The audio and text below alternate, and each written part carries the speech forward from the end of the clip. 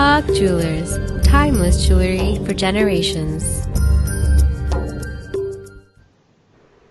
Good evening, everyone. Welcome to the show Fight Against COVID 19. Thank you for liking our show and appreciating our show.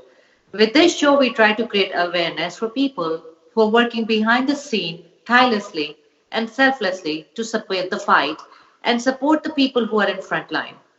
We have many people who are either creating masks, helping people to get food if they're hungry, supporting small businesses, and many more. We have talked to people in Atlanta, in Texas, in Boston, in New York, and many states.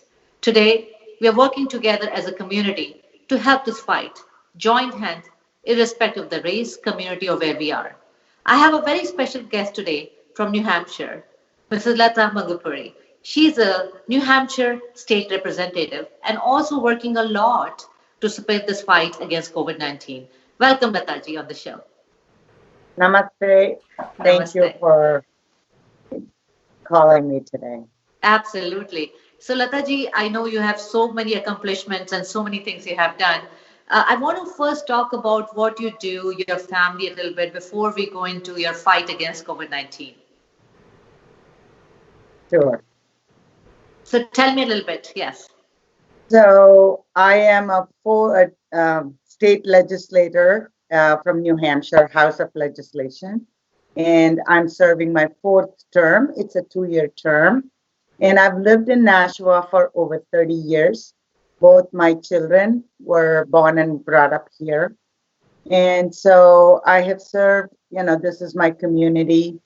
And so I've served in many aspects. I've served on school board, many boards, and also, since 2013, I've served on the legislation, and I've served as a member of Criminal Justice and Public Safety Committee. And now for the last 2 terms, I've been doing serving on state, federal, and Veterans Affairs.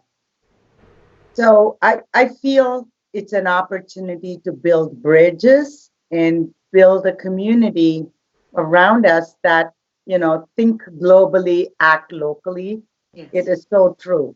My father would always say, when we spoke on the phone or when he wrote letters, he would always say, serve the community at large.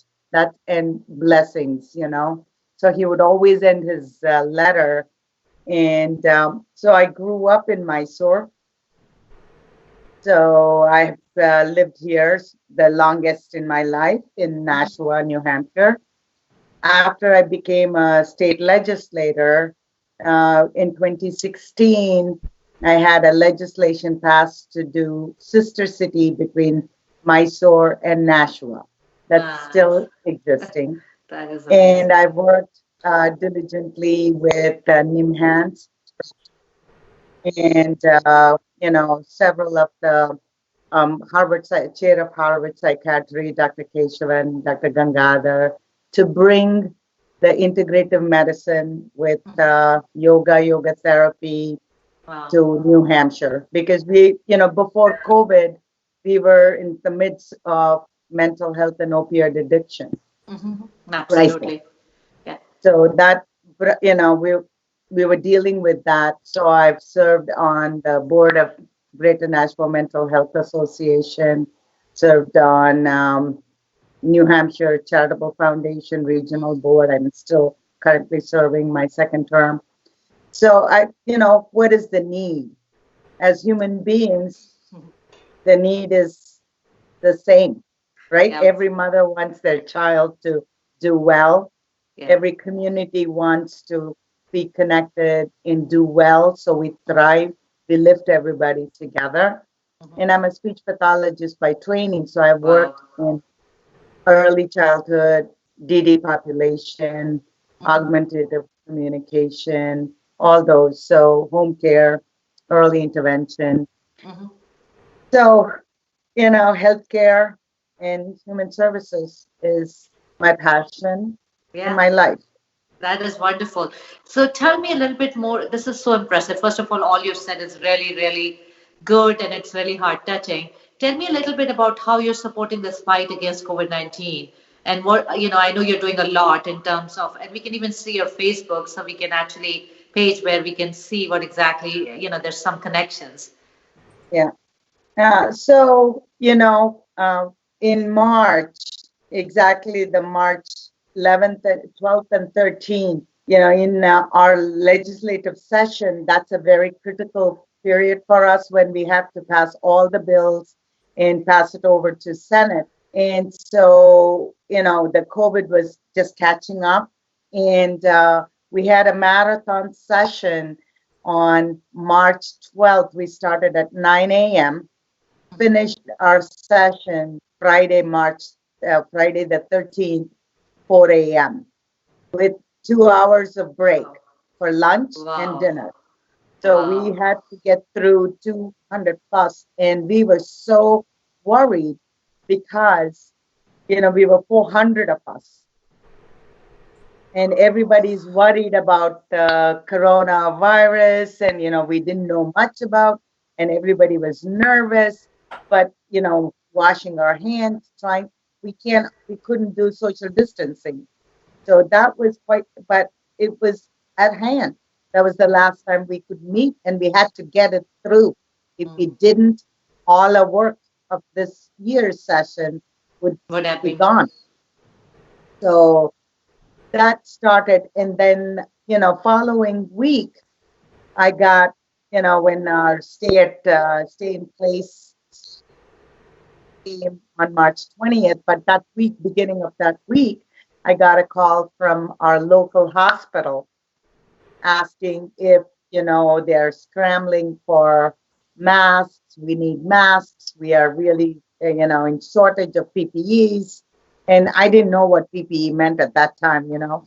So they said, can you get some folks to do masks? I do so. And then I thought about, yeah, the, Indian community does have that. We are a large Indian community here in Nashua. And so I called my friend Padma Kunapareddy and said, Padma, I'm going to reach out to my friends who can sew. Can you reach out to your network? And I call her the queen of WhatsApp and, yeah. So I said, Padma, can you send out and see if we can get a handful of people Yeah. to sew masks? So we scrambled, looked for all the material we had in our house, and each one of us had the stash, and then elastic, what we had, and so here is a sample. This material that I Wow. made, this is my mask, and this material I had sewed a dress. My daughter had fixed this when Oh, she wow. That is so amazing. 25 years ago as Right. a little, 6, 7 year old. And Yeah. she had picked this material. I remember she loved daisies, and I made the dress for her. And this was the remnant. So we went through, so we got all those material, and we had about 5 sewers, including my sister, who is a retired emergency room physician. Mhm.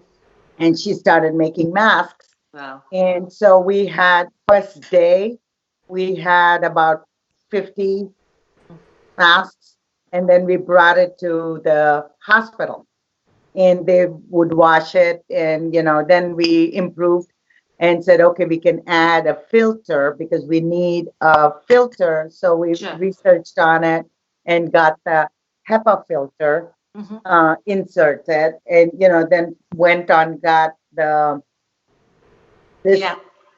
This is the HEPA filter that Hmm. was pulled apart Hmm. from, the reusable filter thing. So it's embedded between 2 layers. And another friend, Sumati, she would pull it apart, cut it into pieces. So once the process started going, then we had a lot of folks who wanted to do it. They felt like, especially they were at home and they wanted to help out. So, how many people do you have now in your group? About 75. Uh-huh. So And we then how? have cutting, we have a team who pattern and cutting. And Mhm. then we have a team who sew. Then we have a team who drive and Mhm. pick up drop off material. Mhm. Just today, there's another representative from Merrimack, Wendy Thomas. She started out doing that Merrimack, and she just got 6 bolts of 82 yards of material donated. Wow, that's amazing. So we are in it, and we are doing like trying to get a prototype of gown. Mhm. So far we have crossed almost close to 3,000 now. Wow, it's amazing. So, how do you feel doing this? I know you already do community service, but I'm sure there are challenges to try to, put this together. How do you do that with all the work you do?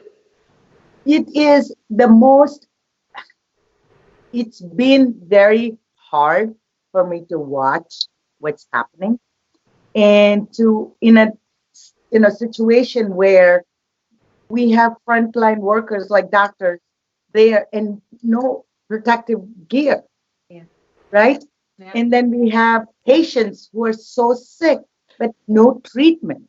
yeah. So for me, it was really, really hard to see that we are sending frontline warriors, the COVID warriors, without any protection. Right. It's been very taxing. Hmm. I've worked very closely trying to get PPEs, large quantities of Hmm. PPEs to our state. Hmm. I've worked closely with the CMOs of our hospitals and, health centers. And then I had a group just before this whole thing started, a group of physicians from Indian community. And many are women and also both doctors, husband and wife doctors. So it was a quandary to say, if we both are frontline, what happens to our children? Yeah. So we had to think about how do we support them. So the first thing I did was put a package together so that we got 4 masks for the families and then tried to get N95 for them, which Hmm. was, that's how Great. Showa came Yeah. into play. Right. And to see if we can, because hospitals didn't have the way to get it. Right. And I Right. was getting texts or email at 9:30 at night Oh my God. saying, our doctors don't have, you might have to use garbage bags. And I was Right. like, how could we in a nation which is most advanced, and this is pathetic. you Right. know that fight, that advocating. So I sent out 25 bags of care package with some cream, aloe vera gel, and masks, and whatever little note I could put for all the families of doctors. That's Start amazing. with that. And then I said, if you need any help with food and stuff, we'll be happy to support you, because when you come back, you have to isolate. Yeah. So start. So, yeah, so this show, I think, Lataji, just in terms of what we are trying to do here is create awareness. Mm. Our way is just to try to get people to talk about what they're doing and also how they can connect to you. So some people may be watching and they just don't know that this great work is going on behind the scene. So how can they connect with you in New Hampshire or New England if they want to help, donate, or do things? Yeah, we are on Facebook, New England Masketeers. So there is a donate, we created a portal where the local Rotary Club, you And can this go is on your Facebook. Facebook on the side. People can Yeah, connect through this as well. Yeah, yeah. yeah. So on Facebook, we have a Facebook page called New England Masketeers. New England Masketeers. Yeah. Yes, Okay. at Okay. sign. So I try to connect that with on my Facebook page. So there people have donated money, they have donated material, they have donated elastics. And I'll give you another example where we had Army National Guard Well, deployed to Javits Center. So I got a call that morning from, she was my former colleague, and her battalion was, uh, um, deployed. And she said, I need 200 masks. It has to be tied with filter pockets in. wow. And this was in the morning. She said, you have 24 hours or 2 days. And then that afternoon, she said, I'm so sorry, Representative. We are going to be deployed Tuesday morning. I mean, Wednesday morning, we have to leave. So you only have today. How many can you get? So, I put out a request for my Musketeers, and they came up. We were able to do 125, and she texted me the other day. She said that was such a lifesaver because they didn't know what they would have. She's How, doing serving at Javits Center Jonathan in New Center. York. Yeah. So how did you come up with this name? It's really wonderful. Yeah. So the team, we went for about a week or so called Mhm. New Hampshire Mask Sewers or Mm. Sewing Mask in Massachusetts. Then there's a team in Massachusetts also, Lexington, Chelmsford, Mhm. and that area. So, and then another team here in New Hampshire. So we pull it together. Mhm. And so we put it out, and there we said, what would you like to be called? And so so many names, and Musketeers really, Came came to the out, light. struck, came. And Yeah. I said, we'll do it as New England Musketeers, not New Hampshire. So that is amazing. And so people, if they want to connect, if they want to donate, fabric, anything, please reach out to New England Musketeers. Lata ji Yeah, is there, and she's yeah. gonna really. It's a Or great effort. connect on my Facebook. I get a Yes. lot of messages, and Mm. I even, I get text on my phone. Mhm. So however they want to do, this has to be a collective effort. Yeah. So community beats COVID has to be I one love that. basket. I love that. That's the best tagline I've heard. Community beats COVID. Amazing. Yeah, yeah. Lataji, first I want to thank you for all the amazing work you do. You're an inspiration on its own, doing such a great work. First of all, helping your community as a state rep, but also in COVID, forgetting what you are, just putting all your hands in and helping the community. What would you like to say something to the viewers? Any message that you want to give in this situation? I would say, thank the frontline workers, support because we are in it together. COVID has no barriers, no non-discriminatory. So if I can stay home so doctors can treat and be safe, please, please listen to that because we have to stay home so they can do their job That and is not amazing. reason. So before we go, who was your motivation? I mean, you've done such a great work all your life. Who has been your motivation?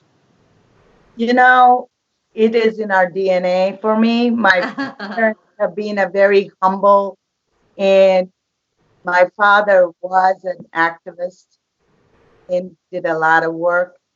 And, I do have a wonderful family support. My husband is a backbone for me. Sure. We both believe in it, and the kids, So it's a collective effort. So that's why I always say Yagna spirit, right? We come from a Yes. wonderful heritage.